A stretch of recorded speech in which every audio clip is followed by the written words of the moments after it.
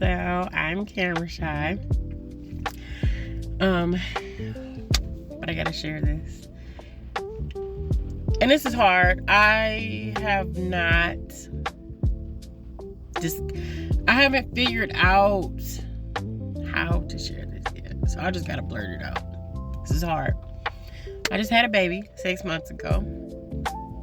My little darling sweet pea. And she's my fourth, right?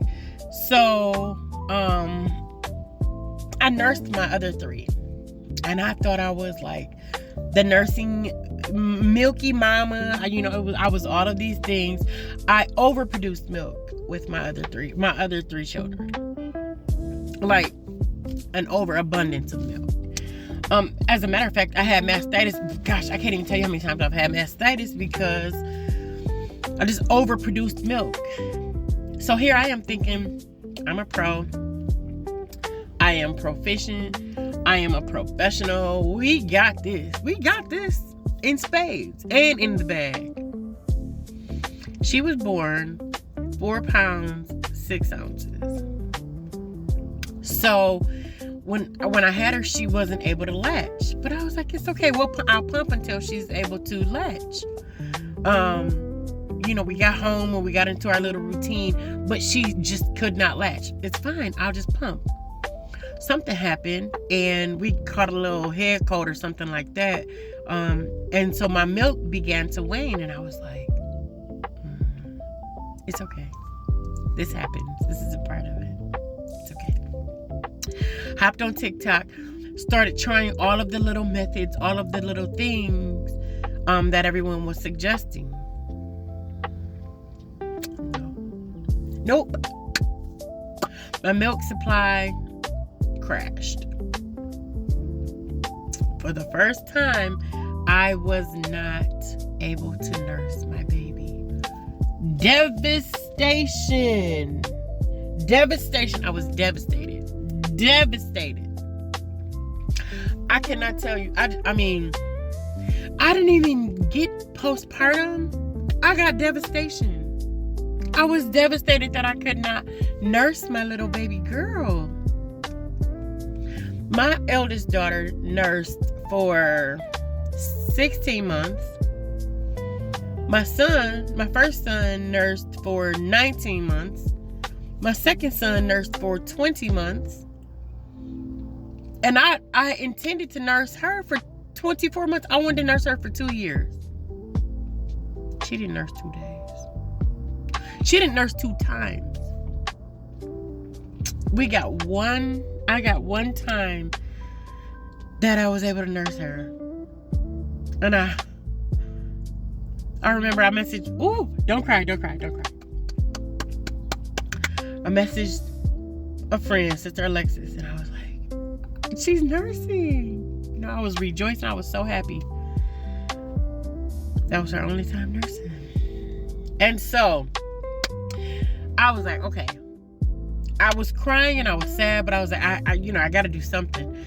And I saw all of the, formula videos and how to do this and how to do that. I prayed and I said, okay, Mind Wisdom, I need you. I need your help because this is uncharted for me. When I say the pump was gone, when I say the pride and the puffed I was completely unpuffed. It was dead. My prayer was, can you show me what and how to feed my baby? Called on the mothers. Called on the old heads. I hate to call them old heads, but old school. They know how to feed them babies. They gave me this recipe. They said, get you a can of pet milk. It's 12 ounces. Add 2 tablespoons of Karo syrup and 20 ounces of water. Right? That's going to give you 32 ounces. And at first I was like, okay. So then I bought the Dr. Brown's pitcher, the pump pitcher thing. Did that. And then, so I also bought Kendamil formula. I didn't want to feed her formula only. So what I did was that extra 8 ounces that's in the pitcher, I made that of just for Kinder Milk. So like an 8-ounce bottle, essentially. I would make like an 8-ounce bottle, pour that inside of the pitcher with the pet milk and water and spring water and the Karo syrup. And I would make that for her every morning. That is what we did.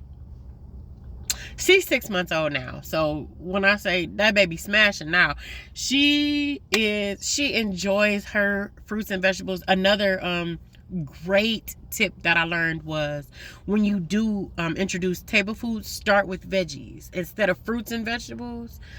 Start with your vegetables and then water. Of course, I still give her that milk. I still make that milk for her every morning. And I would dump whatever she doesn't use in that 24-hour period. But I'm telling you, that baby, she can go.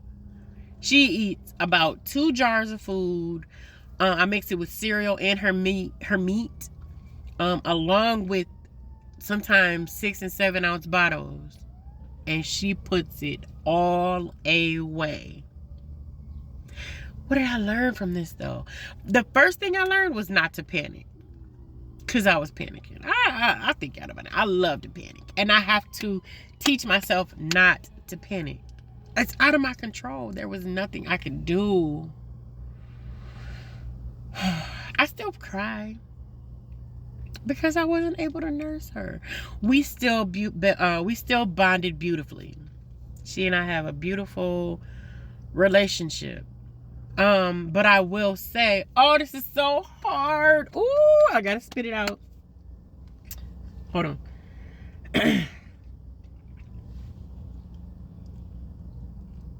She has as beautiful a bond with my husband and my other children because she was not nursed. Like with my other babies, because I nursed them, I was, the golden one. Mommy, mommy, mommy.